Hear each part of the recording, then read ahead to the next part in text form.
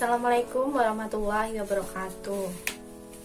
Perkenalkan, nama saya Lini Insani dari mahasiswa Stikes Surya Global, Prodi Kesehatan Masyarakat, konsentrasi kesehatan reproduksi. Baik, di sini saya akan menjelaskan tentang apa itu statistik obstetrik. Statistik obstetrik adalah data tentang suatu kehamilan. Nah, data tersebut itu biasanya untuk mengetahui tentang kehamilan. Jelaskan ya, yang pertama ada kelahiran tadi ya. Kelahiran adalah ekspulasi atau ekstrasi ya, lengkap janin dan ibu ya. Baik itu sudah dipotong tali pusatnya atau belum, kemudian sama ya, berat badannya itu adalah 500 gram dan kemudian ada panjang badan yaitu 25 cm dan usianya itu adalah 20 minggu, yaitu namanya kelahiran ya. Kemudian ada angka kelahiran. Nah, angka kelahiran itu setiap di daerahnya berbeda-beda ya. Mungkin ada yang kelahiran per 1000 ya, kelahiran per 1000 penduduk, ataukah mungkin ada lebih dari itu atau kurang dari itu. Semua bergantung dengan daerah masing-masing seperti itu. Nah, kalau hanya menurut teori itu ada 1000 ya, seperti itu. Kemudian kita masuk ke angka fertilitas. Nah, angka fertilitas itu yaitu jumlah kelahiran hidup per 1000 populasinya. Wanita itu usia 15 sampai 44 tahun. Nah, itu adalah fertilitas populasi ya. Wanitanya itu 15 sampai 44 tahun seperti itu. Kemudian ada kelahiran hidup. Nah, apa itu kelahiran hidup? Nah, kelahiran hidup adalah neonatus dapat bernapas ya. Jadi pas neonatus itu ya, itu dapat hidup pada janin ya, yang telah lahir itu dapat hidup. Baik, itu tanda-tanda kehidupannya yaitu meliputi denyut jantung. Nah, jadi si neonatus tadi ya, itu adanya denyut jantung, kemudian gerakan ya, gerakan spontan yang jelas dari otot velunter. Nah, jadinya adanya denyut, ada napas seperti itu namanya kelahiran hidup ya. Jadi ketika lahir dan hidup itu dengan adanya tanda-tanda, oke? Denyut ya, terus kemudian ada pernapasan seperti itu. Kemudian kita masuk ke lahir mati. Nah, lahir mati itu biasanya itu ditandai dengan tidak ada tanda-tanda apapun. Tadi kalau kelahiran hidup itu tadi tandanya ya, dia memiliki denyut jantung ya, memiliki nafas ya. Terus kemudian dia juga bisa bergerak. Tetapi kalau yang kelahiran mati ini tidak memiliki tanda apapun, baik dia bergerak, baik dia berdenyut ya, itu sudah pasti. Kemudian kematian neonatal. Nah, kematian neonatal itu terdiri kematian dini dan kematian neonatal lanjut. Kematian dini adalah kematian seseorang bayi yang dilahirkan ya, hidup dalam 7 hari setelah kelahiran. Nah, si bayi setelah lahir selama 7 hari dia sudah meninggal dunia. Nah, itu disebut kematian neonatal. Nah, neonatal lanjut adalah kematian bayi yang dilahirkan hidup lebih dari 7 hari. Oke, kematian dini itu 7 hari, setelah 7 hari kemudian dia meninggal. Nah, kalau yang kematian lanjut itu 7 hari ya, lebih dari 7 hari kemudian dia meninggal. Seperti itu ya teman-teman. Nah, jadi diingat ya, kematian neonatal itu ada 2, dini dan lanjut. Kalau dini itu pas 7 hari kemudian telah meninggal dunia. Tetapi jika yang lanjut dia lebih dari 7 hari dia sudah meninggal dunia. Seperti itu. Nah, kemudian biasanya lebih dari 7 hari. Kemudian kematian lanjut ya. Biasanya itu sampai berapa hari sih? Kalau lebih dari 7 hari itu berapa hari sih? Nah, lebih dari 7 hari itu maksudnya bisa saja sampai 29 hari. Hampir 1 bulan ya. Kasihan banget bayi, hampir 1 bulan kemudian dia sudah meninggal, seperti itu. Kemudian angka lahir mati. Nah, ini angka lahir mati yaitu jumlah bayi yang dilahirkan mati per 1000 bayi yang lahir. Jadi setiap harinya itu di wilayah tertentu itu berbeda-beda ya. Tapi menurut teori itu adalah 1000 bayi ya. Dan banyak juga kasusnya yang bayi meninggal seperti itu. Kemudian kita masuk angka kematian perinatal.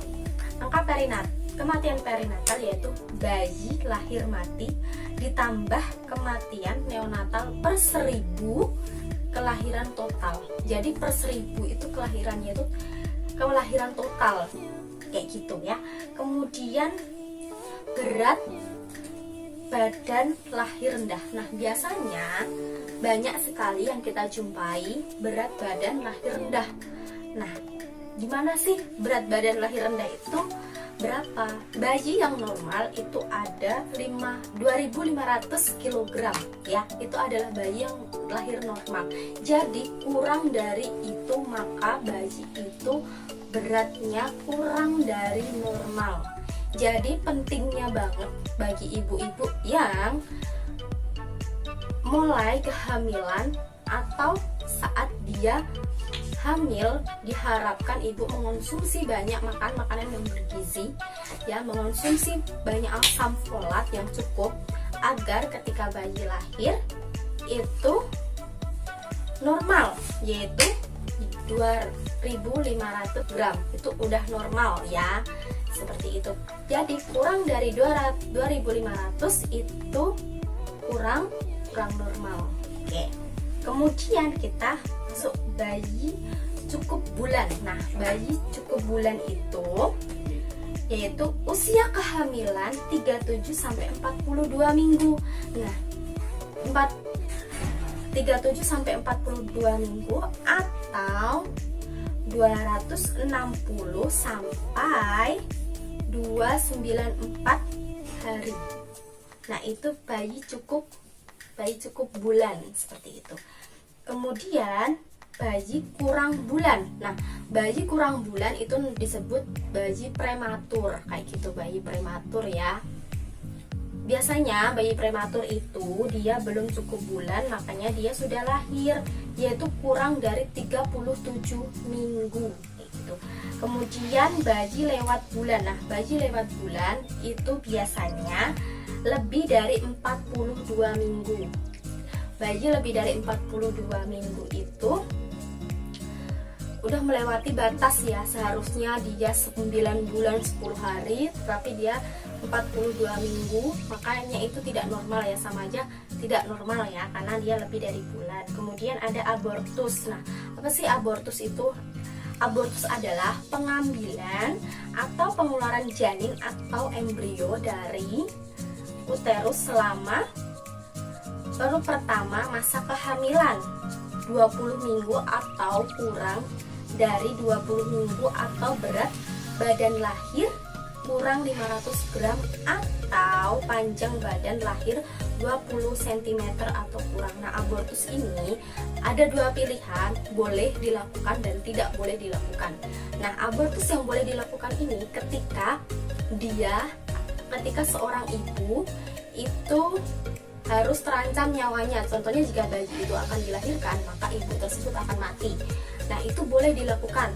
Tetapi kalau indikasi itu tidak hanya untuk menutupi kesalahan, contohnya bayi itu tidak tahu asal usulnya ya, maksudnya bayi itu hasil apa kemudian akan digugurkan, maka itu tidak boleh ya, kecuali ada indikasi dokter. Nah, itu baru boleh seperti itu. Kemudian kematian ibu tak langsung, nah disebabkan oleh penyakit, biasanya ya disebabkan oleh penyakit yang timbul selama kehamilan, persalinan, atau perineum ya.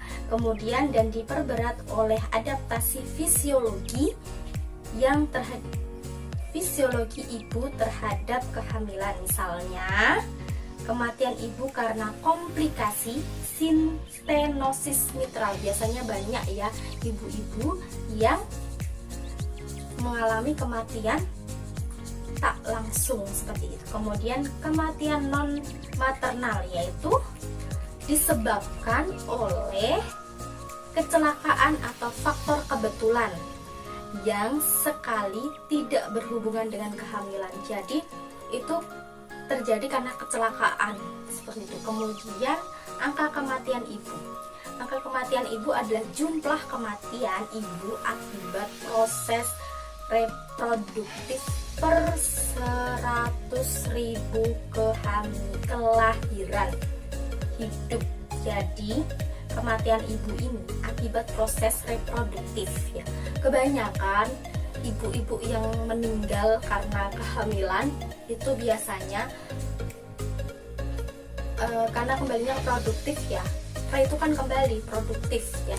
Jadi kebanyakan juga ibu-ibu yang usianya sudah tidak memungkinkan untuk hamil, maka dia berlangsung hamil, dan maka itu sangat-sangat berbahaya bagi nyawanya ya. Kemudian sebab-sebab umum kematian. Nah, kita masuk ke sebab-sebab kematian ibu sekarang. Oke, yang pertama pendarahan, hipertensi, dan infeksi. Perdarahan itu bisa disebabkan karena ibu itu mungkin jatuh atau kecelakaan, kemudian juga berkaitan dengan abortus ya, keguguran, kemudian akibat kehamilan ektopik ya, kemudian ada alosiosis atau ablosio plasenta kayak gitu. Kemudian ada hipertensi. Kenapa sih kita itu ketika hamil harus mengontrol tensi kita ya, jangan sampai ketika ibu-ibu melahirkan itu terjadi hipertensi. Maka ibu-ibu yang hipertensi itu tidak boleh lahir secara normal, harus secara sesar gitu. Kemudian infeksi. Nah, infeksi ini bisa panggul postpartum ya, biasanya dimulai dari infeksi uterus atau parametrium, tetapi kadang-kadang meluas disebabkan oleh prionitas atau bakterinia. Jadi terjadi karena bakteri. Kemudian kematian perinatal, kematian neonatus yang terbanyak adalah berat badan.